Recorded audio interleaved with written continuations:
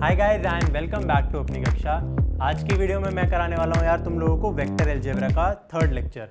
यार ऑलरेडी तुम्हारे पास दोनों लेक्चर आ चुके हैं, ठीक है। उन दोनों का मैं आई बटन में लिंक दे दूंगा, यहाँ या यहाँ जहाँ भी होता है, ठीक है। तो हमने क्या क्या पढ़ रखा है अभी तक। फर्स्ट लेक्चर में हमने बेसिक इंट्रोडक्शन, डीसीज देखे थे, direction, cosines, DR, proper derivation देखा था, कंपोनेंट्स ऑफ अ वेक्टर, ये सब देखा था। सेकंड लेक्चर से यार हमने थोड़ा रियल वेक्टर शुरू किया, उसके क्वेश्चन सॉल्व किए और हमने सेक्शन फॉर्मूला देखा था लास्ट में और मीडियन वाला फॉर्मूला। आज के लेक्चर में यार हम मेन टॉपिक, एक्चुअली अब से रियल वेक्टर शुरू होने वाला है, जो कि क्या है हमारा यार, प्रोडक्ट ऑफ टू वेक्टर्स। दो तरीके के हमारे प्रोडक्ट होते हैं अगर दो वेक्टर्स हैं, एक होता है डॉट और एक होता है क्रॉस प्रोडक्ट। अभी हम बात करने वाले हैं एटलीस्ट अब के लेक्चर के, और एक नेक्स्ट लेक्चर भी हम देखेंगे तो सिर्फ डॉट प्रोडक्ट की बातें करेंगे, उसके बाद हम क्रॉस पे जाएंगे। डॉट अपने आप में ही एक बहुत बड़ा टॉपिक है, ठीक है। तो क्या होता है यार डॉट प्रोडक्ट, तुम देख सकते हो मैंने लिखा है वेक्टर, ये तो तुम्हें पता है कि ये वेक्टर्स होते हैं, बीच में एक डॉट है, फिर ये बीच में क्रॉस है। अब यार इनकी जो मल्टीप्लिकेशन होती है वो नंबर्स जैसी नहीं होती है, ठीक है। जैसे कि मान लो एक ब्लैंक पेज लाता हूँ तुम्हारे सामने, कभी मैं कहता हूँ कोई भी नंबर हो गया, वेरिएबल हो गया, पॉलिनोमियल हो गया, ठीक है। जैसे अगर मैं कहता हूँ यार x+2 इंटू में कहता हूँ 5 - x, ठीक है। तो यहाँ मैं डॉट लगाऊँ या मैं कुछ भी लगा दूँ, अगर मैं इसको ऐसे मल्टीप्लाई करता हूँ 5 - x, तो इन दोनों का मतलब सेम ही होता है, हम अगर नॉर्मल अलजेब्रा की बात करें तो उसमें। बट यार वेक्टर्स थोड़े से स्पेशल होते हैं हमारे। किस सेंस में स्पेशल होते हैं यार, ये देखते हैं हम वेक्टर्स को अपने। तो जैसे मान लो यार मेरे पास दो वेक्टर है, पहले डॉट प्रोडक्ट को देखते हैं। यहाँ पे सीधा क्वेश्चन करूंगा मैं, ठीक है, सीधा क्वेश्चन करा रहा हूँ डॉट प्रोडक्ट, मतलब समझ आ जाएगा तुम्हें। इसके बाद पूरी डेरिवेशन होगी, सब कुछ होगा।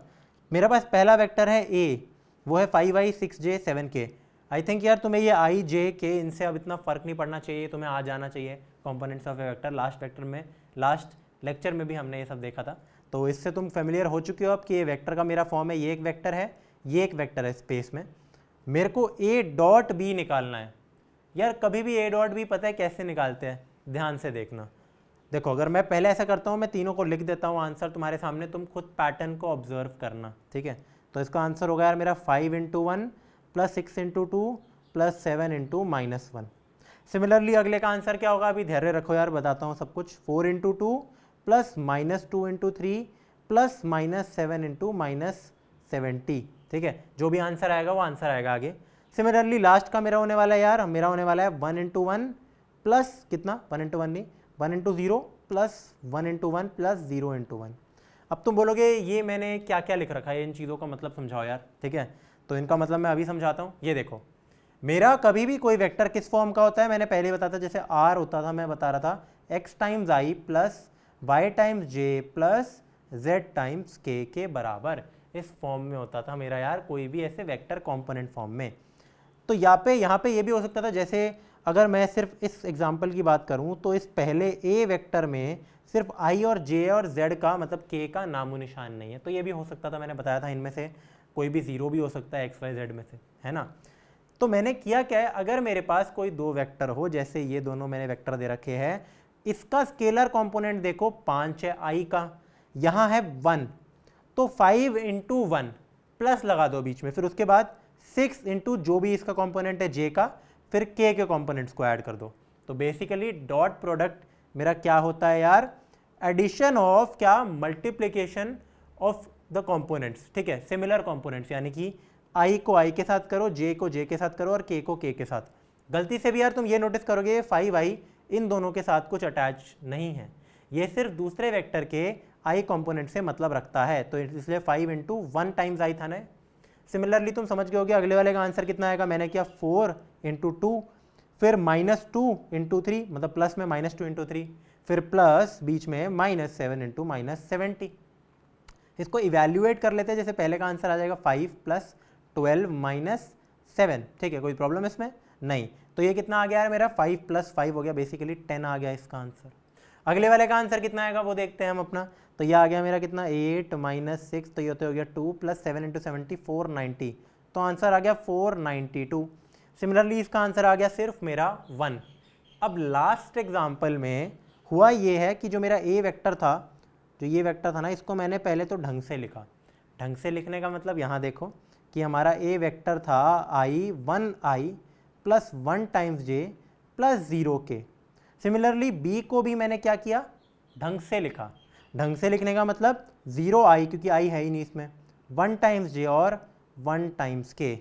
अब तुम देख सकते हो कि मैंने क्यों ये सब ये 1 इंटू 0 किया, क्योंकि 1 इंटू 0, ठीक है, फिर 1, ये रहा 1 इंटू 1, फिर 0 इंटू 1, एग्जैक्टली वही लिखा है ना यार, है ना। तो डॉट प्रोडक्ट बहुत सिंपल होता है, कोई भी दो वेक्टर दे रखे हो तो तुम चुटकियों में उनका डॉट प्रोडक्ट निकाल सकते हो, है ना। देख सकते हो आई और आई को मल्टीप्लाई कर दो एक साथ, फिर जे और जे को मल्टीप्लाई कर दो, फिर के और के को कर दो, तो काफ़ी ज़्यादा सिंपल होता है हमारा डॉट प्रोडक्ट। इसमें ए डॉट बी बीच में लिखते हैं, नीचे मत लिखा करो कभी ए डॉट बी, ऐसे नहीं, तो इसको ए डॉट बी बीच में लिखते हैं जो डॉट होता है ना, राइट। इसको तुम नॉर्मल मल्टीप्लिकेशन मत मानो, ये डॉट प्रोडक्ट हो रहा है। जैसे मैंने तुम्हें बताया ना यार, यहाँ पे एग्जांपल दिया था कि 2 का मैंने क्रॉस लिया था, है ना। यहाँ पे तुम देख सकते हो ये जो ए क्रॉस बी है, this is a totally different thing, ये कैलकुलेट ही अलग तरीके से होता है। तो इसके बारे में अभी हम अगले 1-2 लेक्चर तक तो बात नहीं करने वाले हैं। देखते हैं यार अब डॉट प्रोडक्ट एक्चुअली में कैसे आया, ये चीज़ होता क्यों है कि हमारे आई और आई मल्टीप्लाई हो रहे हैं, जे और जे हो रहे हैं।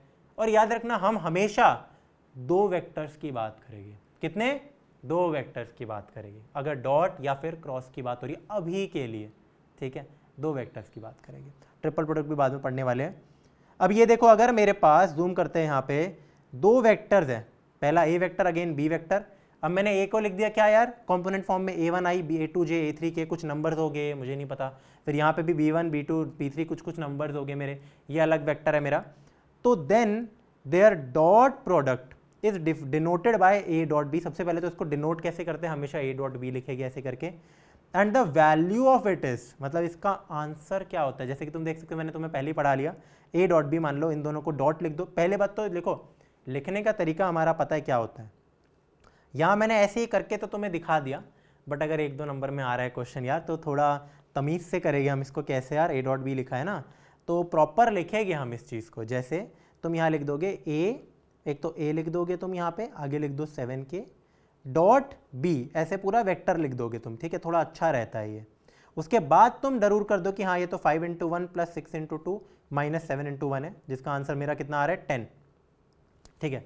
तो ये करना ज़्यादा सही रहता है। जैसे कि यहाँ तुम देख सकते हो मैंने क्या कर रखा है इस केस में, इसको इसके साथ डॉट कर रखा है, यहाँ पे डॉट लगा रखा है, और आंसर बहुत सिंपल है। आई का देखो, आई के बारे में देखो, a1 b1 अटैच्ड है, तो a1 इंटू b1, ये रेगुलर नंबर्स है मेरे, स्केलर कॉम्पोनेंट्स है ना, जो भी अटैच्ड है आई जे के से। अब a2 है b2 है, मल्टीप्लाई कर दिया, फिर मेरा यार a3 है b3 है, इनको भी मैंने मल्टीप्लाई कर दिया, है ना। तो अब यार ऐसा होता क्यों है, ये तो तुम खुद सोचोगे ना ऐसा क्यों होता है, क्योंकि टेक्निकली देखो यार, अगर मैं इसको ढंग से लिखने की कोशिश करूँ, यहाँ ब्लैंक पेज पे देखते हैं, टेक्निकली मेरा एक 3 चीज़ है। जैसे अगर मैं कभी मान लो ये करता था a plus b plus c multiplied by d plus e plus f, 6 चीज़ें हैं मेरे पास, 3 और 3 है ना। तो इनकी नॉर्मल मल्टीप्लिकेशन कैसे होती थी, सबसे पहले होगा A D plus A E plus A F, फिर बी भी अलग से सबके साथ मल्टीप्लाई होगा, B D plus B F, similarly यार C D plus C plus C F. तो वेक्टर में ही क्यों ऐसा स्पेशल ट्रीटमेंट हो रहा है यार, उसमें भी तुम्हारे पास ऐसी 9 टर्म्स ही आती है। अब ऐसा क्या होता है, अब मैं तुम्हें दिखाता हूँ कि क्यों वो चीज़ हो रही है, उसका डेरिवेशन भी हम देखेंगे। होता यार ये है, ये देखो मैंने लिखा है ना वाई सो, ऐसा क्यों, ठीक है। तो इन फॉर्मूले को देखो एक बार, मैंने कुछ फॉर्मूले लिखे हैं, i dot i is equal to 1, j dot j भी मेरा 1 होता है और के डॉट के भी मेरा 1 होता है। बट अगर मैं किसी भी मतलब दो एज इन मेरे पास टोटल 3 वेक्टर है, 3 बेस वेक्टर है, आई कैप, जे कैप और के कैप। अगर कभी भी मैं 2 इनमें से किसी को भी चूज कर लूँ, जैसे आई और जे, आपस में डॉट करूंगा, आंसर 0 आएगा तुम्हारा, आई और के 0 आएगा, जे और के डॉट हो रहे हैं तो वो भी 0 आएगा, किसी भी ऑर्डर में। जैसे आई डॉट जे भी 0 है मेरा, जे डॉट आई भी मेरा 0 है। सिमिलरली बाकी तुम देख सकते हो ना, सारे मेरे जीरोस के बराबर है, बाकी इसके तीनों के अलावा। तो जो सिमिलर अगर डॉट करता हूं एक साथ तो 1 मिलता है। अब यार ऐसा क्यों होता है यार, ठीक है। एक तो चीज सबसे पहले तो, कैन वी इंटरप्रेट समथिंग, है ना, क्या इंटरप्रेट, देखो बहुत इंपॉर्टेंट बात, the product of two perpendicular vectors is 0। तुम बोलोगे ये कैसे दिखा मेरे को, यार यही तो है, डॉट प्रोडक्ट लिखना चाहिए था मेरे को, द प्रोडक्ट नहीं यार, ठीक है, यहाँ द डॉट प्रोडक्ट लिख देता हूँ, काफी ज्यादा जरूरी चीज है, ठीक है। तुम यहाँ पे ये देखो, आई डॉट जे 0 है, अब आई और जे आपस में परपेंडिकुलर है, बिल्कुल यार, आई क्या है, एक्स एक्सिस के लॉन्ग है, जे है मेरा वाई एक्सिस के लॉन्ग और के है मेरा जेड एक्सिस के लॉन्ग, तीनों आपस में एक दूसरे से परपेंडिकुलर है। तो इवन आई डॉट जे भी जीरो होगा, मेरा ये आई डॉट के भी जीरो होगा और मेरा जे डॉट के भी जीरो होगा, आपस में सारे परपेंडिकुलर, बाकी ये भी मेरे जीरो है, राइट, ठीक है। तो एक तो हमने ये इंटरप्रेट किया, यहाँ पे लिख सकते हैं, देखो द डॉट प्रोडक्ट, जैसे मैंने लिखा है the dot product of two perpendicular vectors is zero. ये इन जनरल बाकी वेक्टर्स के साथ भी होगा, तुम ये चीज़ देखोगे अभी आगे, ठीक है। अब यार एक एग्जांपल यार देखो फिर से, अगर मैं सॉल्व करता हूँ आई माइनस जे प्लस 7 के dot 4i minus 7j plus के, सेम आंसर है इतना, अब तो तुम जान चुके हो ना कैसे निकालते हैं, 1 इंटू 4 फिर -1 इंटू -7 फिर 7 इंटू 1, 18 आ गया मेरा आंसर। 18 कैसे आया, हाँ 7 + 7 + 4 18, ठीक है। तो ये चीज़ ऐसी हुई। अब एक बार यार जो मैंने वो मल्टीप्लिकेशन की बात की थी तुमसे, ये इसका कुछ देखते हैं, ठीक है, तुम देख तो सकते हो। अभी ऐसा क्यों हुआ यहाँ देखो यार, अगर मैं करता हूँ इसका डेरिवेशन a डॉट बी का हमारा, जहाँ पे now coming back to a dot b, जहाँ a था a1i a2j a3k और b था मेरा b1i b2j और b3k कैप, है ना। अगर ये मल्टीप्लाई हो रहा है तो टेक्निकली तुम्हें पता है वैसी ही मल्टीप्लिकेशन होती है, मतलब a1i मेरा इससे भी मल्टीप्लाई हो रहा है, लिख दिया मैंने a1i इंटू b1i, फिर a1i इंटू b2j देख सकते हो तुम, और यहाँ पे a1i इंटू b3k, सब कुछ हुआ है, कुछ ऐसे छोटा नहीं है ये चीज़, ठीक है, मल्टीप्लाई हो रही है ये। सिमिलरली a2 भी मेरा तीनों के साथ मल्टीप्लाई हो रहा है, देखो a2 b1 b2 b3 के साथ मल्टीप्लाई हो रहा है, और मेरा a3 भी तीनों के साथ मल्टीप्लाई हो रहा है। तो मेरे पास 1 2 3 4 5 6 7 8 9, कहा था ना 9 टर्म्स आएगी यार, यहाँ भी देखो अगर मैं इनकी नॉर्मली बात करता हूँ तो 1 2 3 4 5 6 7 8 9 टर्म्स ही मेरी आनी थी, राइट। इसको फिर से जूम करके देखते हैं थोड़ा सा। अब यार क्योंकि मैं तुम्हें कुछ फॉर्मूले पढ़ा चुका हूँ, क्या कि आई डॉट आई होता है मेरा 1। एक और बात, अगर ये जो a1 है और b1 है ये मेरे स्केलर कॉम्पोनेंट्स है, इनको मैं बाहर निकाल सकता हूँ। मतलब अगर a1i डॉट b1i हो रहा है, अगर डॉट हो रहा है कभी भी, स्केलर कॉम्पोनेंट को मैं बाहर निकाल सकता हूँ, बाहर निकाल लिया, ठीक है, because this is a number, है ना। तो a1 b1 i dot i, similarly a1 b2 i dot j, फिर a1 b3 i dot k, similarly ये 9 टर्म्स आ गई, तुम देख सकते हो मेरी। मैंने देखो ब्लू कलर से i1 a मतलब i j j और k कर रखा है, क्यों, क्योंकि अभी अभी हमने पढ़ा है ये चीज़ जो हमने देखी थी वो काफ़ी ज़्यादा ज़रूरी थी कि i डॉट i 1 होता है, j डॉट j 1 होता है, ये भी 1 होता है, बाकी सब 0 होते हैं, इसलिए ये टर्म्स मेरी कैंसिल आउट होती है। ओरिजिनली 9 टर्म्स ही आने वाली होती है, बट उनमें से 6 जीरोज़ है, तभी इसका आंसर a1 ये और ये, मतलब a1 b1 a2 b2 a3 b3, ये मेरा बिल्कुल करेक्ट आंसर होता है किसी भी डॉट प्रोडक्ट का। समझ रहे हो यार, जिसको मैंने यहाँ पे लिख भी दिया, ठीक है। तो हमने बेसिक डॉट प्रोडक्ट देख लिया, अब इसके बारे में कुछ देखते, प्रॉपर्टीज आएगा। हाँ, अब कुछ प्रॉपर्टीज देखने वाले यार, हम यहाँ लिख देता हूँ यार, properties of dot product. And actually what is dot product, हमने देख तो लिया कि डॉट प्रोडक्ट है क्या, मतलब a1 a2 करके, मतलब फॉर्मूला वाला आंसर, बट यार यहाँ देखो एक्चुअल में डॉट प्रोडक्ट क्या होता है। अगर मैं ए वेक्टर बनाऊँ, यहाँ पे स्पेस में है मेरा, फिर बी वेक्टर यहाँ पे है, इनके बीच का एंगल थीटा है लेट से, ठीक है। तो देखो a डॉट बी का एक और आंसर होता है, कौन सा आंसर होता है यार, mod a mod b into cos theta. अब तुम बोलोगे मॉड a क्या होता है, यही पढ़ा था हमने फर्स्ट लेक्चर में, पढ़ा था क्या, मैग्नीट्यूड ऑफ a, यानी कि इसकी एक्चुअल लेंथ की कितनी वैल्यू होगी, और हमें मॉड निकालना आता है। कभी भी अगर कोई मान लो मेरा a वेक्टर है a1i plus a2j plus a3k, ठीक है, तो तुम ये बात जानते हो कि अगर ये मेरा है a वेक्टर तो मॉड a कितना हो जाएगा, तीनों के कंपोनेंट के स्क्वायर का सम का अंडर रूट ले लो।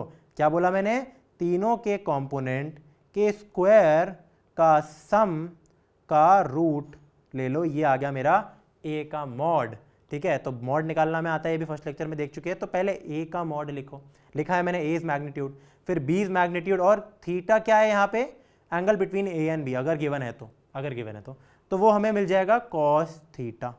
क्या मिलेगा, कॉस थीटा। अब वेरी इंपॉर्टेंट पॉइंट एक और यार, अगर तुमसे डायरेक्टली पूछ लिया जाए, जैसे हम अगर कोई क्वेश्चन उठाते हैं, यही वाले कुछ एक दो क्वेश्चन उठा लेते हैं, जैसे अगर मान लो ये है और ये है मेरे दो वेक्टर्स, या फिर अगर ये वेक्टर है और ये वेक्टर है, इनको ही उठाते हैं, ऐसा करते हैं, थोड़े छोटे से वेक्टर्स हैं, ठीक है यार, इनको नहीं, चलो इनको अगर मैं बड़े वेक्टर्स को उठाऊंगा, इन दोनों वेक्टर्स को अगर मैं उठाऊं, मैं अगर पूछूं इनके बीच का एंगल बताओ, इन दोनों वेक्टर्स के बीच का मुझे एंगल बताओ, इसको एक फ्रेश पेज पे तुम्हारे सामने ना मैं सॉल्व करके दिखाता हूँ, तब तुम्हें थोड़ा सा ना मजा आएगा इसमें, ठीक है। हम क्योंकि एंगल्स पे अब आ चुके हैं तो ख़त्म करके ही जाएगी उसको पूरा ढंग से, ठीक है। तो यहाँ पे देखो मैंने लिख दिया, अगर मान लो यहाँ पे क्वेश्चन, ठीक है, मुझसे पूछा गया है कि ये दोनों वेक्टर दे रखे हैं मुझे, इनकी वैल्यूज़ दे रखी है, इनके बीच का एंगल निकालो। कैसे निकालें? हमने अभी अभी ये फॉर्मूला पढ़ा कि a dot B is equal to mod B cos theta. क्या मुझे ए डॉट बी पता है इस क्वेश्चन के लिए? बिल्कुल पता है यार। इन जनरल भी अगर A1 A2 A3 लिखा हो तो भी पता है यार, उसमें क्या बड़ी बात है, ठीक है। मैं तो एक एग्जांपल ले रहा हूँ।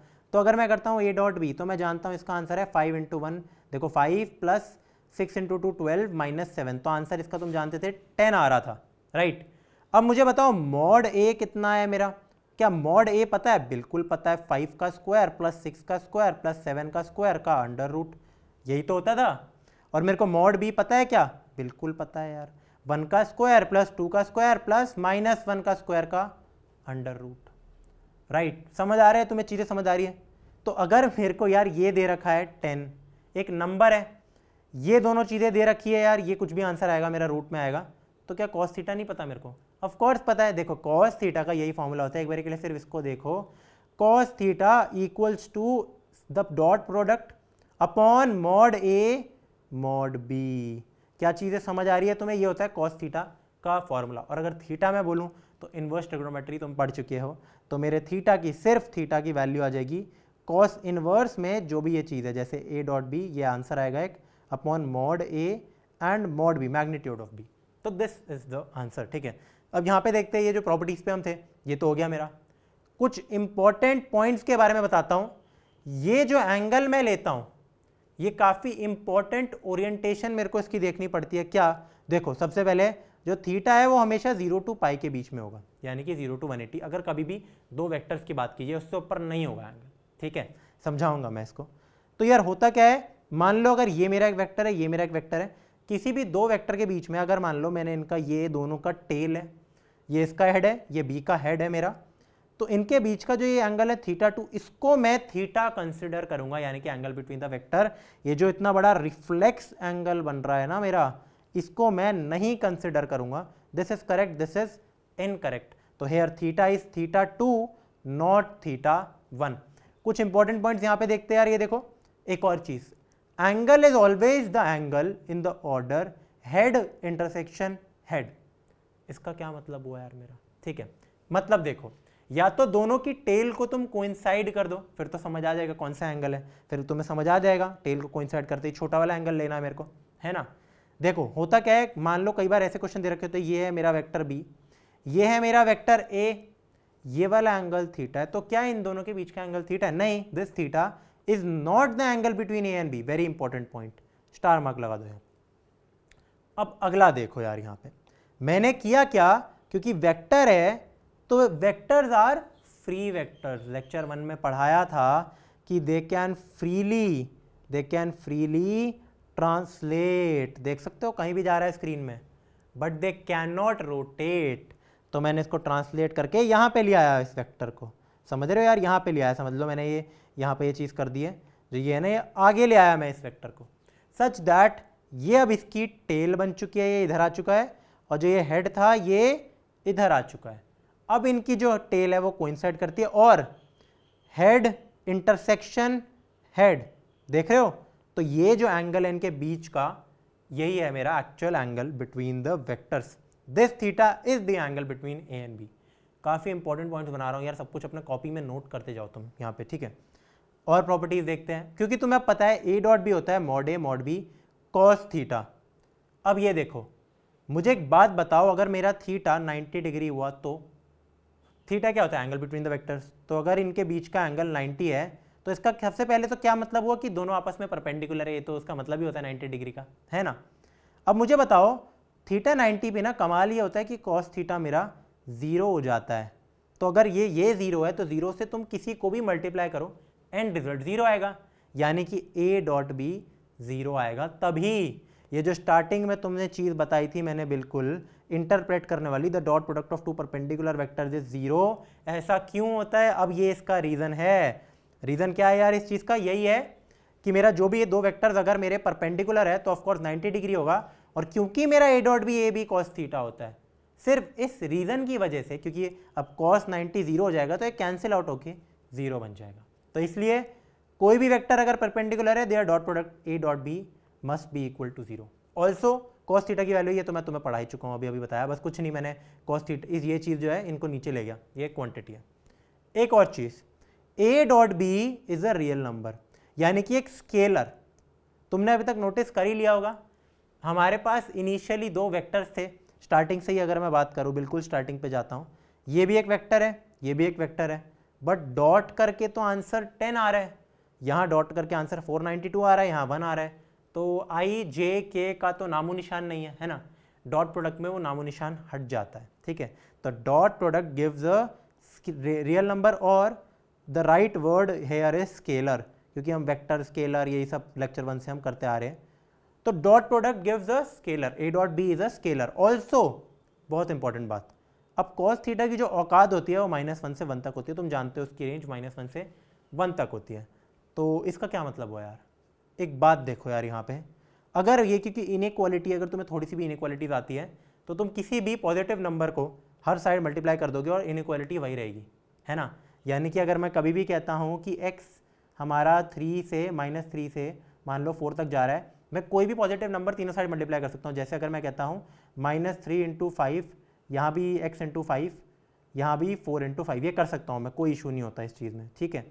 तो यहाँ पे मैं क्या कर रहा हूँ यार, a डॉट बी का मैग्नीट्यूड, क्योंकि मैग्नीट्यूड हमेशा क्या है, पॉजिटिव क्वांटिटी है, ये भी पॉजिटिव क्वांटिटी है, तो मैं इन दोनों को मल्टीप्लाई कर रहा हूँ तीनों साइड। अगर यहाँ करता हूँ तो ए बी कॉस थीटा आ जाएगा, यहाँ करता हूँ तो ये आ जाएगा, यहाँ करता हूँ तो, क्योंकि -1 था बस, ठीक है। एक बात, मॉड ए मॉड बी कॉस थीटा कितना होता है यार, ये बताओ। ये होता है हमारा a डॉट बी, तो यहाँ पे लिख दो a डॉट बी। अब a dot B is always greater than equal to mod A mod B का negative and less than equal to mod A mod B. This is a very important inequality for competitive exams and in general, ये काफ़ी ज़्यादा help करती है। इसको हम कहते हैं कॉशी श्वार्ट्ज, यही बोलते हैं, शायद स्पेलिंग भूल गया मैं श्वार्ट्ज की, तो कॉशी श्वार्ट्ज इनइक्वालिटी कहते हैं हम इसको। आगे इसका क्वेश्चन भी देखेंगे हम, ठीक है। एक और बात, the maximum value of a dot B is equal to the product of their magnitudes. भाई क्या मतलब हुआ इसका, ये देखो, ए डॉट बी होता है हमारा mod A mod b, product of their magnitudes into cos theta, पर कॉस थीटा मैक्सिमम 1 हो सकता है, तो इसका मतलब ये 1, इसका मैक्सिमम वैल्यू सिर्फ ए डॉट बी होगा। जैसे कि तुम देख सकते हो ये लेस देन इक्वल टू ये, तो हद मार के इसकी मैक्सिमम वैल्यू हो सकती है, और इसकी मिनिमम वैल्यू भी यही हो सकती है, उससे कम नहीं जा सकता, ठीक है। वेरी इंपॉर्टेंट चीज़ है। अब और भी कुछ होगी, हाँ और पॉइंट्स हैं। अगर मेरा ए डॉट बी 0 है, इसका क्या मतलब हुआ, या तो मेरा ए 0 है या बी 0 है, या फिर ये दोनों 0 है, या फिर ए बी से परपेंडिकुलर है। ये तो हम देख चुके हैं कि ए डॉट बी 0 कब होता है, क्योंकि इसका उल्टा देखा था हमने कि अगर परपेंडिकुलर वेक्टर है तो ए डॉट बी 0 है, बट अगर ए डॉट बी 0 है तो इसका ये मतलब नहीं है कि वो हमेशा परपेंडिकुलर होंगे। हाँ होंगे, अगर वो आपस में 0 नहीं है। मतलब अगर मान लो कि ए की वैल्यू है 0i + 0j + 0k, और बी फिर कुछ भी हो, 0 से कुछ भी मल्टीप्लाई होकर 0 ही मिलेगा, है ना। तो ये तीनों केस हो सकते हैं, या तो ये, या इनमें से ये 0 या दोनों 0। वैसे ये मीनिंगलेस चीज़ें हैं, ठीक है, 0 वेक्टर ये सब मीनिंगलेस चीज़ें हैं, मतलब क्वेश्चंस में नहीं आएगा, तो ठीक है परपेंडिकुलर ही होगा। अब यार 6 देखते हैं अपना point, dot product is also called scalar product. कैसा, क्यों, क्योंकि मैंने बताया था dot product gives a real number, ये तो बता चुका हूँ, स्केलर क्वांटिटी। तो जब भी तुम्हें कभी ये दे रखा हो, जैसे मैंने 2 वेक्टर दे दिए, तुमसे पूछा था फर्स्ट क्वेश्चन में इनका डॉट प्रोडक्ट बताओ, अगर तुमसे पूछा जाए इसका स्केलर प्रोडक्ट बताओ, तो सेम काम करना है तुम्हें, बिल्कुल सेम काम करना है ना। Dot product is distributive. Distributive का मतलब क्या होता है यार, अगर तुम्हें नहीं पता हो तो अगर मैं कहता हूँ a × b + c, तो इसकी वैल्यू होती है ab + ac। ये नॉर्मल नंबर्स में अगर मैं कहता हूँ, वेरिएबल्स में, पॉलिनोमियल्स में, एक्सप्रेशन में ये चीज़ें होती है, तो इसमें भी होती है डॉट प्रोडक्ट। अगर मैं करता हूँ a डॉट b + c, तो उसका आंसर होता है a dot b + a dot c। अब डॉट प्रोडक्ट मेरा कम्यूटेटिव भी होता है। कम्यूटेटिव क्या होता है यार, याद है तुम्हें, कम्यूटेटिव होता है a × b, अगर मेरा b × a हो रहा है, यहाँ भी मेरा जो a डॉट b है और b डॉट a है सेम है।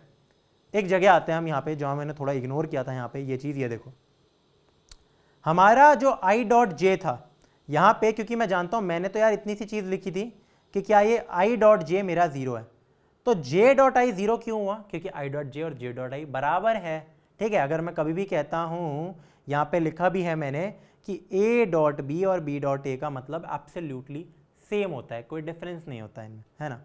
अब यार लास्ट प्रॉपर्टी देखते हैं हमारी, कभी भी मेरा vector a dot lambda times b, lambda is a scalar, ये चीज़ फर्स्ट लेक्चर में सेकंड लेक्चर में पढ़ा चुका हूँ, multiplication of vector by scalar, ठीक है।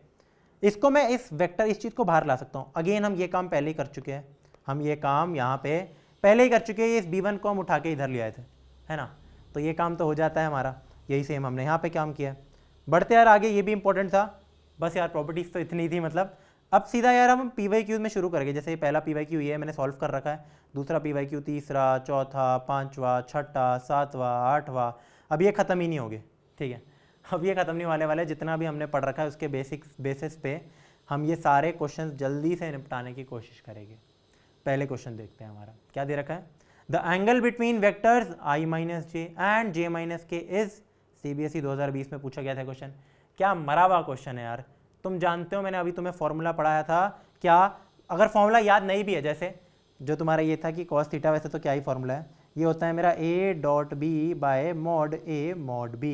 अगर याद नहीं भी है तो ये बात तो तुम्हें याद होनी चाहिए, क्या a डॉट b हमेशा ये तो यार याद कर लो, ये होता है a into B magnitude into cos theta. तो ठीक है, we know that this thing happen, so हमने इसको और इसको डॉट कर दिया।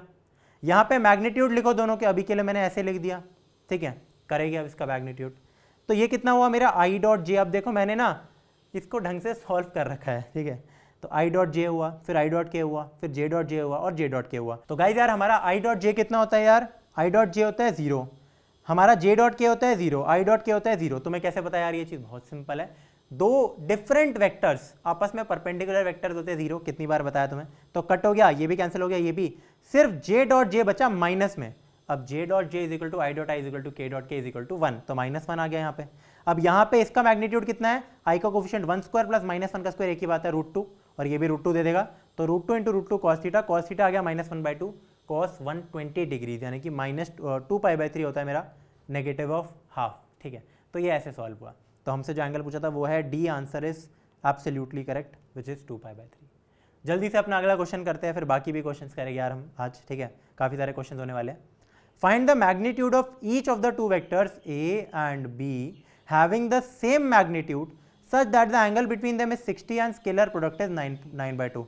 आराम से देखेंगे हम इस क्वेश्चन को, 2018 बोर्ड्स में आ रखा है ये, ठीक है।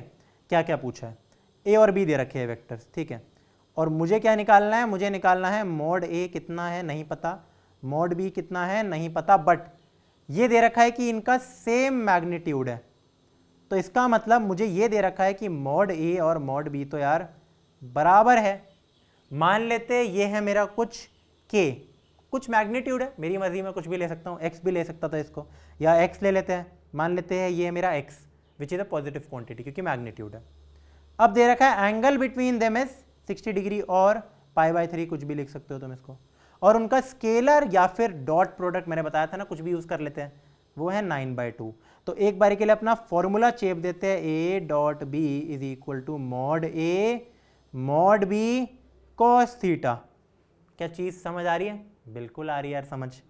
अब एक बात बताओ, मुझे ये दे रखा है कि जो हमारा ए है बी है, हमारा जो ए है मॉड ए है मॉड बी है, ये तो दोनों एक्स के बराबर है, तो यहाँ लिख दो यार एक्स स्क्वायर, फिर कितना आ जाएगा मेरा यार कॉस थीटा। अब कॉस थीटा क्या दे रखा है यार मुझे, ये बताओ ज़रा, कॉस थीटा मुझे क्या दे रखा है, कॉस थीटा है कॉस 60, तो यहाँ लिख दो कॉस ऑफ 60 डिग्री। ये है मेरा 9/2 के बराबर, क्यों, क्योंकि मुझे दे रखा है कि डॉट प्रोडक्ट मेरा 9/2 है। तो बस अब सॉल्व कर लो यार, ये कितना मिलता है मेरे को, 9/2 is equal to x square into cos 60 होता है 1/2, तो ये हट गया, एक्स स्क्वायर आ गया मेरा 9, जिसकी वजह से मैं बड़ी आराम से निकाल सकता हूँ एक्स की वैल्यू या तो 3 है या -3 है। अब क्या होगा, ऑफ कोर्स 3 होगा ना, ये तो रिजेक्ट कर दो, मैंने पहले ही बोला था एक्स मेरा पॉजिटिव क्वांटिटी है क्योंकि वो एक मैग्नीट्यूड है। अब मुझसे क्या पूछा था, find the magnitude of each of the two vectors, तो दोनों का मैग्नीट्यूड सेम है विच इज इक्वल टू +3। तो गाइस अब करते हैं अपना अगला क्वेश्चन। अगले क्वेश्चन में क्या दे रखा है यार मेरे को, if theta is the angle between the vectors i - 2j + 3k and 3i - 2j + k then find sine theta. अच्छा, इसमें क्या लगे, 2018 में मेरे ही बोर्ड में आ रखा था यार ये, तो इसको सॉल्व करते हैं, ठीक है। मान लेते हैं यार ये है मेरा वेक्टर a, क्या है यार मेरा वेक्टर a की वैल्यू है i - 2j + 3k, एंड मान लेते हैं कि एंड b वेक्टर मेरा दूसरा वाला है जो कि क्या है यार मेरा 3i - 2j + के वेक्टर, ठीक है। तो हमें कॉस थीटा तो निकालना आता ही है ना, अगर कॉस थीटा पता है, अगर उसके बाद भी साइन थीटा नहीं निकाल सकते तो भाई दिक्कत की बात है। 10वीं क्लास के अगर बच्चे हो तो भी निकाल सकते हो, है ना, पता है ना 1 माइनस कॉस स्क्वायर थीटा होता है, राइट। तो हमारा यार मुझे ये बताओ ए डॉट बी कितना होता है, बेसिकली कॉस थीटा कितना होता है, कॉस थीटा को निकालते हैं।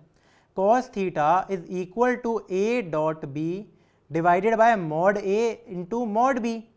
अब मुझे बताओ अगर मेरे पास ये चीज़ें मुझे दे रखे हैं, यहाँ पे ए और बी दोनों दे रखे हैं, तो ए डॉट बी कितना होगा, सबसे पहले तो बहुत ज़्यादा सिंपल हो जाएगा, 1 इंटू 3 3, फिर प्लस -2 इंटू -2, ठीक है, ये 1 इंटू 3 है भाई, बेसिकली लिखते हैं पूरा, प्लस 3 इंटू 1, ठीक है, सही लिख रहा हूँ, बिल्कुल सही कर रहा हूँ। तो कितना आ गया यार, ये 3 + 4 + 3 = 10, मार्क कर लो इसको। अब मुझे बताओ मॉड ऑफ ए कितना है, मैग्नीट्यूड की भी जरूरत है मुझे इन दोनों की इंडिविजुअली, वो कितना होगा, यहाँ से देख सकते हो 1 स्क्वायर, ये देखो 1 स्क्वायर प्लस -2 या फिर 2 स्क्वायर प्लस 3 स्क्वायर का अंडर रूट, जो किसके बराबर हो जाएगा 1 + 4 + 9, जो कि किसके बराबर है, √14। इसको भी मार्क कर लो। और सिमिलरली हमारा मॉड भी कितना हो जाएगा यार, 3 स्क्वायर, सेम आएगा बिल्कुल। कैसे पता यार, देख लो यार, 3 square plus -2 square plus 1 square एक ही बात है ना, ऑर्डर अलग है बस। ये भी आ गया मेरा √14। अब अपने इस कॉस थीटा वाले फॉर्मूले की तरफ देखते हैं और चीज़ों को सॉल्व करते हैं। तो कॉस थीटा कितना आ जाएगा यार, यहाँ से ए डॉट बी है 10 और ये हो गया √14 इंटू √14, बेसिकली कितना आया 10/14, राइट, √14 इंटू √14, जो कि हो गया 5 डिवाइडेड बाय 7 कट के। अब ये तो यार मेरा है कॉस थीटा। एक बात बताओ साइन थीटा यार भाई कितना होता है, बहुत सिंपल सी बात नहीं होती, 1 minus cos square theta, right. तो 1 minus cos square theta 25/49, it is equal to 24/49 का रूट, नीचे तो 7 ले जाओ और 24 क्या होता है 6 इंटू 4, तो आ गया 2√6/7। This is the value of sine theta, ठीक है, काफ़ी सिंपल। सॉल्व करते हैं नेक्स्ट क्वेश्चन, सारे एक जैसे क्वेश्चन है, ज़्यादा कुछ है नहीं। ये बढ़िया क्वेश्चन है, ये अच्छा क्वेश्चन है। ये देखो इसमें दे रखा है फाइंड द वैल्यूज, हो सकता है एक से ज़्यादा हो, ऑफ लैम्डा, एक नया वेरिएबल है जिसका मेरे को पता नहीं है, इसमें इसकी वैल्यू निकालनी है, for which the angle between the two vectors a and b is obtuse. A vector है 2 lambda square i, 4 lambda j और 1 के, 7 -2 और लैम्डा, इसको 1 लिख दो यार यहाँ पे, मतलब लिखा नहीं होता बट बात वही होती है, ठीक है। 2013 का एक बढ़िया क्वेश्चन आ रखा है, ऑब्ट्यूस एंगल। यार तुम बोलोगे यार भाई तुमने तो ऐसा कुछ एक्यूट ऑब्ट्यूस के बारे में मेरे को बताया ही नहीं है, क्या करूँ फिर मैं इसका, ठीक है। अब नोटिस करो एक बात, देखो यही मैं इसकी थ्योरी बताने वाला हूँ। इन जनरल कभी भी मेरे पास ए एंड बी, अगर मान लो 2 वेक्टर है, ठीक है, इनका डॉट प्रोडक्ट होता है a dot B is equal to a into b into cos theta, समझ आ गया। और एंगल बिटवीन द वेक्टर्स कैसे निकालते थे, तो मतलब अगर उसका कोसाइन निकालोगे तो कॉस थीटा होता था a dot b by mod a into mod b. अब एक बात बताओ, मॉड ए मेरा क्या है यार, मैग्नीट्यूड है, यानी कि एक पॉजिटिव क्वांटिटी है, मॉड बी भी क्या है, एक पॉजिटिव क्वांटिटी है, तो कॉस थीटा क्या है यार, ए डॉट बी अपॉन एक पॉजिटिव क्वांटिटी। अब अगर मेरा यहां पे देखो ए डॉट बी ग्रेटर दैन 0 हुआ, तो क्या मैं डायरेक्टली कह सकता हूं कि कॉस थीटा भी ग्रेटर दैन 0 होगा, क्योंकि डिनोमिनेटर तो पॉजिटिव है, सिर्फ न्यूमरेटर के ऊपर डिपेंड कर रहा है साइन, ठीक है। और अगर मेरा ए डॉट बी यहाँ तो लेस देन 0 हुआ, इसका मतलब कॉस थीटा भी मेरा नेगेटिव है। इससे यार ऑब्ट्यूस का क्या रिश्ता है, अभी भी यार ये सोचो तुम। एक बात बताता हूँ यार तुम्हें, ठीक है, अगर मैं 0 से लेकर डिग्रीज में बात कर रहा हूँ, 180 डिग्री की बात करता हूँ, तो 90 डिग्री तक मेरा कॉस थीटा क्या होता है, from 0 to 90 cos theta remains positive, and from 90 to 180 sine theta तो पॉजिटिव रहता है, but all sine tan cos पड़ा है ना, add sugar take coffee, cos theta मेरा नेगेटिव हो जाता है। और 90 से 180 के बीच के एंगल्स को ही हम क्या बोलते हैं यार, ऑब्ट्यूस, और इन एंगल्स को हम बोलते हैं एक्यूट, ठीक है। तो अगर कभी ये वर्ड्स आ जाए तो घबराना मत कि ऑब्ट्यूस होगा एक्यूट होगा, तुम्हें बस ये अपनी थ्योरी चेपनी है। क्या मतलब हुआ यार इसका, कि अगर मुझे सिर्फ क्या निकालना है यार, मुझे सिर्फ और सिर्फ क्या निकालना है, एक तो ऐसा करो, ये थ्योरी भी मैं यहाँ पे लिख देता हूँ, इस क्वेश्चन को हम नेक्स्ट पेज पे एक बार सॉल्व करते हैं, या फिर इस थ्योरी को हम नेक्स्ट पेज पे पटक देते हैं, तुम्हारी मर्जी यार। इस थ्योरी को हम क्या करते हैं, कट करके, ताकि तुम्हें नोट्स में भी मिल जाएगी सारी चीज़ें। इसको मैं कर देता हूँ नेक्स्ट पेज पे। अब क्वेश्चन कैसे सॉल्व करना है, अच्छे बच्चे सॉल्व कर चुके हो गए अभी तक, ठीक है। जो प्रैक्टिस इतनी नहीं करते उनसे नहीं हुआ होगा सॉल्व। मुझे सिंपली निकालना है अपना ए डॉट बी, ठीक है। तो ए डॉट बी की वैल्यू कितनी है, बड़ी सिंपल है यार, 2 lambda square into 7 plus 4 lambda into -2 plus 1 into lambda, जो कि कितनी आ रही है यार, ये आ रहा है 14 lambda square minus 8 lambda plus lambda, यानी कि आ गया मेरा 14 लैम्डा स्क्वायर माइनस 7 लैम्डा। ये कितना है मेरा a dot b, a dot B. अब लिख दो यार इसके आगे एक और चीज़ कि 14 माइनस 7 लैम्डा मेरा है मॉड ए mod B cos theta, right. और यहाँ से मैं सीधा सीधा कर सकता हूँ कि मेरा जो कॉस थीटा है वो है 14 लैम्डा स्क्वायर माइनस 7 लैम्डा। तुम अपनी थ्योरी भी लिख सकते हो क्वेश्चन के नंबर के ऊपर। मान लो अगर 4 मार्क्स का आ रखा है, मैं 4 मार्क्स का मान के चलता हूँ, तो ऐसे केस में तुम क्या लिखोगे। अभी तक जो लिख रहे हो उसमें कोई प्रॉब्लम है? नहीं, कोई प्रॉब्लम नहीं है। बस एक चीज़ हाँ कि ए डॉट बी में तुम वापस से इन दोनों वेक्टर्स को ऐसे डॉट करके दिखा सकते थे, एक लाइन और बढ़ जाती है तुम्हारी यहाँ पे, राइट। तो कॉस थीटा की वैल्यू कितनी है, मॉड ए मॉड बी।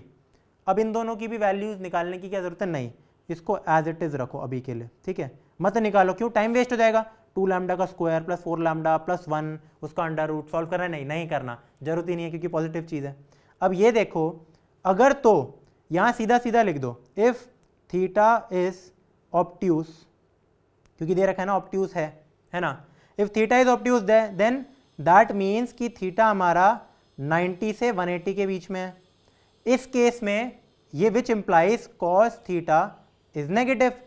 आगे और कुछ नहीं लिखना, बस इतनी सी चीज इनफ है। तो यानी कि हमारा 14 lambda square minus 7 lambda upon जो भी है इट इज नेगेटिव। अब अपॉन वाली चीज तो पॉजिटिव है, तो सिर्फ ये नेगेटिव हो गया। इनइक्वालिटी सॉल्व करनी आती है तुम्हें, लीनियर इनइक्वालिटी, वेवी कर्व, ये सब हम कैलकुलस में भी देख चुके हैं, एप्लीकेशन ऑफ डेरिवेटिव में काफ़ी बार इसका यूज़ किया था। तो सिंपली तुम क्या करो, यहाँ से एक बार 7 लैम्डा निकालो तो बचेगा 2 लैम्डा माइनस 1 लेस देन 0। तो बेसिकली इसके क्रिटिकल पॉइंट्स क्या आ रहे हैं, एक तो लैम्डा इज इक्वल टू 0 और lambda is equal to half. अपना वेवी कर्व वाला मेथड अपनाओ, यानी कि ऐसे लिखो यार, ये चीज़ करी मैंने, एक लाइन बना दो यार, फिर नंबर लाइन मैंने बनाई, यहाँ पे माइनस इन्फिनिटी जा रहा है, जो भी है अपने पॉइंट्स मार्क करो, 0 और हाफ नंबर लाइन के हिसाब से। तुम जानते हो तुम यहाँ पे पॉजिटिव मार्क करते हो, यहाँ पे तुम नेगेटिव मार्क करते हो और यहाँ पे वापस से पॉजिटिव। हमें कौन सा एरिया सेलेक्ट करना है, लेस देन 0 यानी कि नेगेटिव। तो जो ये वाला मेरा एरिया है, यानी कि जब मेरा लैम्डा 0 से हाफ के बीच में होता है, दिस इज योर आंसर, तो मेरा ये जो एंगल है वो ऑब्ट्यूस आएगा। सो बस यार यही छोटा सा मेरा एक है आंसर, 0 से हाफ के बीच में होना चाहिए मेरा लैम्डा, ठीक है। काफ़ी बेहतरीन क्वेश्चन था यार, इसमें स्टार मार्क लगा देते हैं, ठीक है, बढ़िया क्वेश्चन था। सॉल्व करते हैं यार अपना नेक्स्ट क्वेश्चन। तो गाइस अब सॉल्व करते हैं अपना नेक्स्ट क्वेश्चन। नेक्स्ट क्वेश्चन तो यही मैंने करा रखा है, ये रहा मेरा नेक्स्ट क्वेश्चन। क्या दे रखा है, question mark, if a is equal to i plus 2j plus 3k and b is equal to 2i plus 4j minus 5k, they represent two adjacent sides of a parallelogram, find unit vectors parallel to the diagonals of the parallelogram. यार ये चीज ना मैंने तुम्हें, अगर तुम्हें parallelogram of vector addition या triangle law of vector addition ढंग से नहीं आता तो दिक्कत है, अगर आता है तो बहुत चुटकियों का क्वेश्चन है। I will tell you everything about a parallelogram and relation between vectors and a parallelogram. Basically एक यार अच्छा सा हम पहले डायग्राम बना लेते हैं पैरेललोग्राम का, थोड़ा मेहनत करके, ताकि चीज़ बढ़िया है। ये है हमारा पैरेललोग्राम। एक पैरेललोग्राम के बारे में इंपॉर्टेंट बातें बताओ, कुछ कुछ पॉइंट्स लिखते हैं, बहुत ज़्यादा जरूरी पॉइंट्स मेरे क्या होते हैं, इन जनरल तुम्हें वो काम आएगी। क्या कि opposite sides are what, they are equal and parallel, equal and parallel, मतलब कि इसकी जो लेंथ है इसकी लेंथ है सेम है, इसकी जो लेंथ है और इसकी लेंथ है वो सेम है। ऑल्सो क्या हमारा यार एक दूसरी चीज ये कि ये आपस में पैरेलल है और ये भी आपस में पैरेलल होती है मेरी, ये भी चलो हमें पता है, हमें पैरेलल से ज्यादा मतलब है, ठीक है। तो हम अगर मान लेते हैं कि हमारा पैरेललोग्राम है, हम मान रहे ए बी सी डी, इस केस में आंसर लिख देते हैं यहाँ पे। तो लिखा यार मेरा ये ए वेक्टर है और जो बी वेक्टर है ये दो एडजेसेंट साइड्स को डिफाइन करता है, यानी कि मान लेते हैं ये जो मेरा ए बी वेक्टर है, ए बी वेक्टर है मेरा A vector and A D vector, adjacent का मतलब होता है साइड की कोई भी दो पैरेलल ना हो जो, ये हमारा मान लेते हैं बी वेक्टर है। यहाँ हम बी वेक्टर लिख रहे हैं और ये है मेरा ए वेक्टर, कोई प्रॉब्लम नहीं यार, ये मैंने लेट कर लिया सबसे पहले ड्राइंग करके अपनी, राइट। अब एक और बात, जैसे कि तुम जानते हो मैंने तुम्हें कहा था कि ये वेक्टर अगर मैं लिखता हूं, this vector and this vector they are same. क्यों? क्योंकि ये बस शिफ्टेड है, ये शिफ्टेड है, लेंथ भी सेम है, पैरेलल भी है, तो इसका मतलब वेक्टर सेम हो गया ना। जो भी वेक्टर जिनका मैग्नीट्यूड और डायरेक्शन सेम होती है वो सेम वेक्टर्स होते हैं। सिमिलरली एडी वेक्टर और बीसी वेक्टर आपस में बराबर है। क्या इस बात में कोई भी शक है? नहीं यार, कोई भी इस बात में तुम्हें शक नहीं होना चाहिए। ठीक है, अब मुझसे पूछा गया है सबसे पहले तो find unit vectors. Unit vectors के बारे में बात करते हैं। Vectors parallel to the diagonals of the parallelogram. Vectors parallel to the diagonals of the parallelogram. Diagonals कौन से दूसरे कलर से बनाते हैं यार। एक तो मेरा ए सी डायगोनल है, फिर मेरा बी डी डायगोनल है, राइट। तो ए सी को मैं ऐसे मार्क कर रहा हूं और बी डी या फिर डी बी को मैं कैसे मर्जी मार्क कर सकता हूं, कोई बड़ी चीज तो है नहीं, मैं ऐसे मार्क कर लेता हूं डी बी। ठीक है, तो A C vector and D B vectors are diagonals. ठीक है, ये दे रिप्रेजेंट द डायगोनल्स। तो मुझे बेसिकली क्या निकालना है, हमें निकालना था यूनिट वेक्टर्स। तो ए सी कैप और डी बी कैप निकालना है। यूनिट वेक्टर्स की भी हमने बात की थी फर्स्ट या सेकंड लेक्चर में, उसके और क्वेश्चंस अलग से करेंगे यार। ये मैंने शायद गलती से डाल दिया इसमें, क्योंकि हम यूनिट वेक्टर्स भी अच्छे से पढ़ने वाले हैं। ठीक है, वापस से रिवीजन और उसके क्वेश्चन, बट फिर भी इस क्वेश्चन में हम क्या करते हैं, हम बस निकालते हैं, इस चीज को इग्नोर करते हैं, वो भी करेंगे बाद में। फाइंड वेक्टर्स, ठीक है, parallel to the diagonals, basically find the diagonal vectors. तो हमें इन दोनों की वैल्यू निकालनी है। कैसे निकालोगे? बहुत सिंपल। अगर मेरा ए डी बी वेक्टर है तो ये बी सी भी मेरा बी वेक्टर है। क्यों? क्योंकि ये आपस में पैरेलल है, right. A d is equal to b c equal to b vector. अब अगर ये ए वेक्टर है, ये बी वेक्टर है, तो ये ए प्लस बी वेक्टर है। यानी कि अगर मैं कहता हूं मेरा ए सी वेक्टर, तो इसका मतलब है A C is equal to A B plus B C. Triangle law of vector addition से कह सकते हो तुम ये बात, या फिर पैरेललोग्राम से ये कह सकते हो क्या, कि this plus this is equal to this. एक ही बात थी वो। ठीक है, ये आ गया मेरा a B plus B c, यानी कि ए सी वेक्टर की मेरा आंसर आ चुका है क्या, ए प्लस बी। अब ए प्लस बी कितना होगा, यही i plus two j plus three k, i plus two j plus three k plus कितना b, two i plus four j plus minus five k. Solve कर लेते हैं, आई और आई को ले लो, थ्री आई आ गया, जे और जे को ले लो, सिक्स जे आ गया, और थ्री माइनस फाइव कितना आ गया, two K. So this is our diagonal vector A C, जिसकी तलाश थी। चलो ये तो हो गया। दूसरा वेक्टर कैसे निकालें?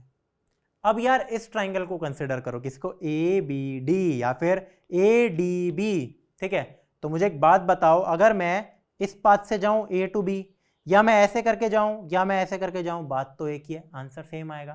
कहने का मतलब, अगर मैं इस चीज को थोड़ा रोटेट करके अगर तुम देखो एक बार अपना फोन स्क्रीन टेढ़ी करके, तो this vector plus this vector is equal to this vector. ये भी ट्राइंगल ऑफ वेक्टर एडिशन है, यानी कि यहां मैं ये बात लिख रहा था कि हमारा a D vector plus d b vector is equal to A b vector.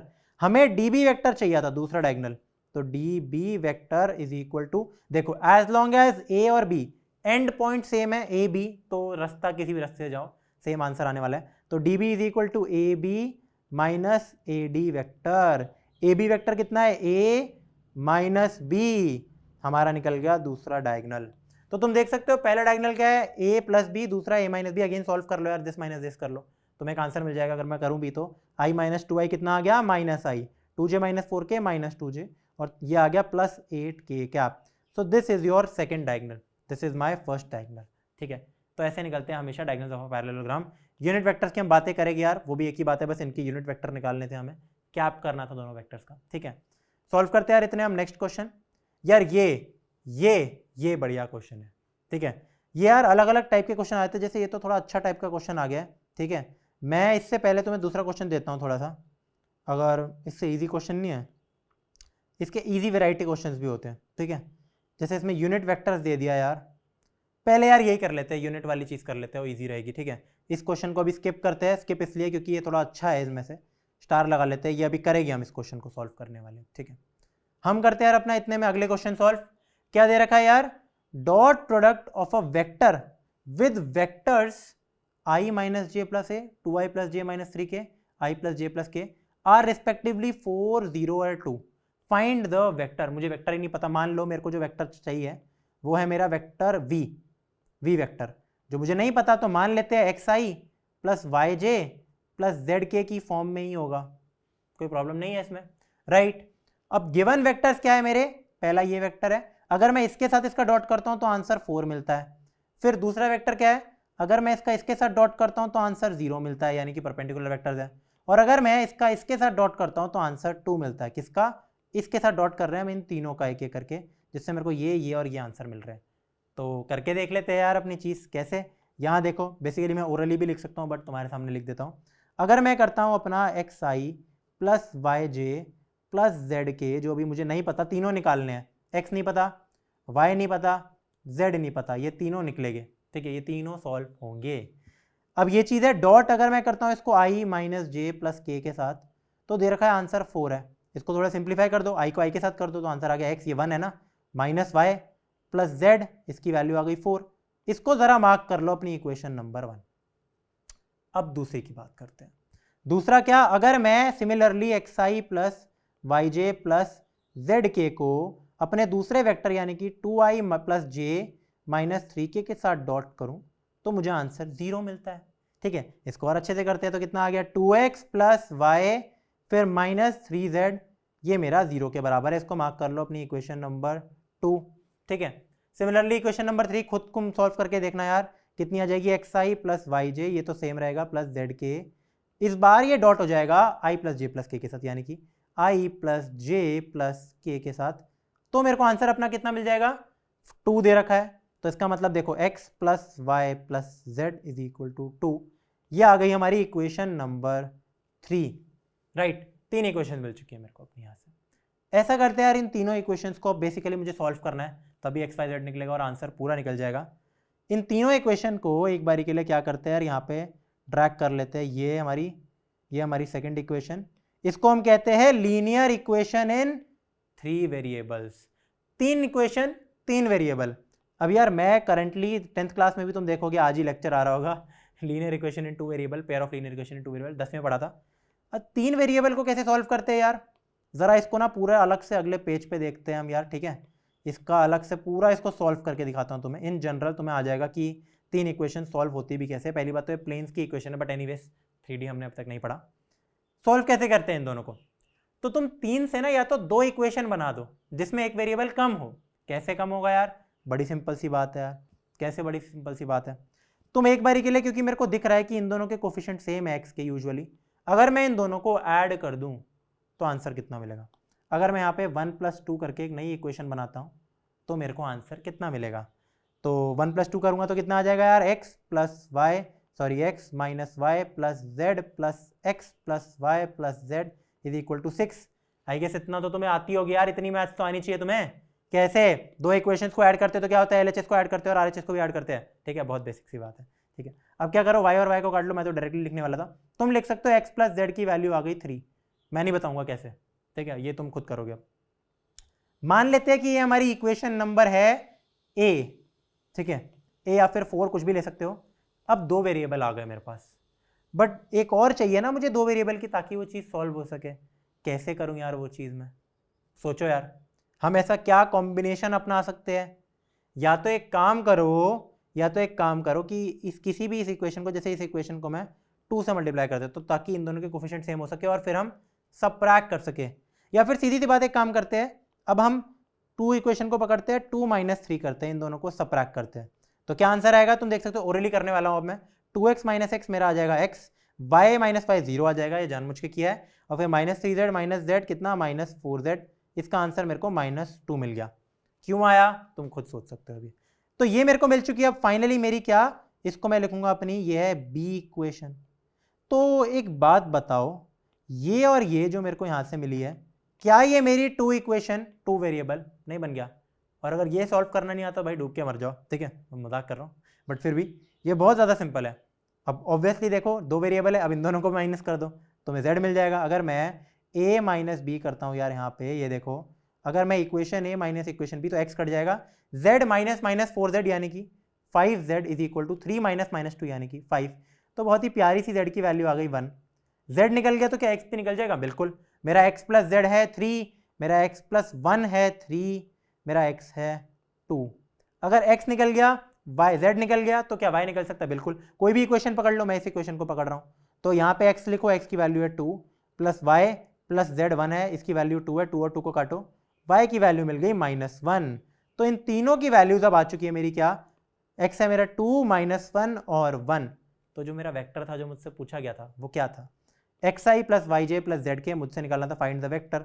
बस ये लेंथी क्वेश्चन था, वैसे सिंपल था बहुत। तो कितना निकल गया, vector v is equal to x मेरा क्या था यार 2 था, तो 2i माइनस j क्योंकि y -1 था plus k। This is our required vector. इसको कर लेते हैं यार हम मार्क, ठीक है। वेरी गुड क्वेश्चन, ठीक है। इसके आगे भी लगाते हैं स्टार क्योंकि थोड़ा सा डिफरेंट था, इसमें बस हमें सॉल्व करनी थी 3 चीज़ें, ठीक है। सॉल्व करते हैं अपना नेक्स्ट क्वेश्चन। अच्छा नेक्स्ट क्वेश्चन नहीं यार, अब हम आ चुके हैं अपने ब्रांड न्यू टॉपिक पे जो कि है यूनिट वेक्टर्स। यार इसके कुछ क्वेश्चन, एक तो ये और वो पहला वाला भी था जिसको मैंने रिगार्ड कर दिया था, वो कर दिया था। ये दूसरा क्वेश्चन, ये तीसरा क्वेश्चन, ये चौथा क्वेश्चन, ये पांचवा क्वेश्चन, ये छठा क्वेश्चन। तो कुछ 6 क्वेश्चन है हमारे यूनिट वेक्टर्स के, तो इनको निपटाते हैं। यूनिट वेक्टर्स पे बेस्ड क्वेश्चन सब कुछ ऑलरेडी पढ़ चुके हैं, अब बस हम इसके क्वेश्चन देखने वाले यूनिट वेक्टर के, ठीक है। फिर अगले टॉपिक पे बढ़ेंगे जो कि बहुत इंपॉर्टेंट है, कंडीशन फॉर परपेंडिकुलरिटी। तो स्टार्ट करते हैं अपने यूनिट वेक्टर्स के साथ। तो ठीक है गाइस, आज की वीडियो के लिए इतना ही था। आज हमने क्या क्या देखा, बेसिकली हमने डॉट प्रोडक्ट का आज इंट्रोडक्शन देखा है, ठीक है। डॉट प्रोडक्ट और उसी पे बेस्ड क्वेश्चंस देखे हमने, ठीक है। अभी हमारा क्या क्या रह गया यार, हम अगले लेक्चर में क्या करेंगे, ये है हमारा डॉट प्रोडक्ट का लेक्चर नंबर 1, मतलब डॉट में लेक्चर 1, ये एज एन लेक्चर 3 है, इसको लिख देते हैं लेक्चर 3, जो डॉट का पहला है। फिर हमारा dot product part 2, dot product का पार्ट 2 जो कि बेसिकली हमारा लेक्चर नंबर 4 होने वाला है। अगले लेक्चर में हम करेंगे डॉट प्रोडक्ट की बाकी चीज़ें, जैसे कि यूनिट वेक्टर के ऊपर क्वेश्चन, देखो आपसे यूनिट वेक्टर होगा अगली बारी से, ठीक है। फिर परपेंडिकुलर वेक्टर, यार वो बहुत, उसके तो क्वेश्चन ही क्वेश्चन है। और फिर हम लास्ट में हम पढ़ेंगे प्रोजेक्शन ऑफ अ वेक्टर, ठीक है। वो भी स्केलर इसी में आता है डॉट प्रोडक्ट में, तो उसको हम देखेंगे यार अपनी अगली क्लास में। अगली क्लास बिल्कुल क्वेश्चन हैवी होने वाली है, ठीक है। तो मज़ा आ जाएगी तुम्हें। तुम देख सकते हो यार काफ़ी मेहनत कर गई है तुम्हारे लिए, सिर्फ PYQs देखो, छाट के PYQs ला रखे हैं, कोई भी रेपिटेटिव भी नहीं है, अगर है तो लिख रखा है वो चीज़, ठीक है। तो बहुत ही यार टाइम लगता है ये सब छाटने में और इन्हीं के बेसिस पे तुम्हें पढ़ाने में, ठीक है। तो मिलते हैं यार तुमसे अगली वीडियो में। तो गाइस फिर मिलते हैं यार तुमसे अगले लेक्चर में, जो कि डॉट प्रोडक्ट का लेक्चर नंबर 2 होने वाला है। ऑल्सो यार अगर तुम यहाँ पे आ चुके हो, तो अगर तुम्हारा कोई छोटा भाई या बहन है 9th में, 10th में, स्पेशली 10th में, अभी तो हमने एक नया चैनल लॉन्च किया जो कि है अपनी कक्षा 9th एंड 10th। वहाँ पे यार मैं पढ़ा रहा हूँ मैथ्स, अभी के लिए 10th की मैथ्स, और 3 चैप्टर्स आ चुके हैं हमारे। Real number, polynomial, linear equation आज से डलना शुरू हो जाएगा, वो भी कंप्लीट हो चुका है, तो तुम उसका भी फ़ायदा उठा सकते हो। तो ज़रूर उस चैनल को भी विजिट करो, अभी ग्रो होने के स्टेज पे हो। मिलते हैं तुमसे यार अगली वीडियो में, तब तक के लिए बाय बाय।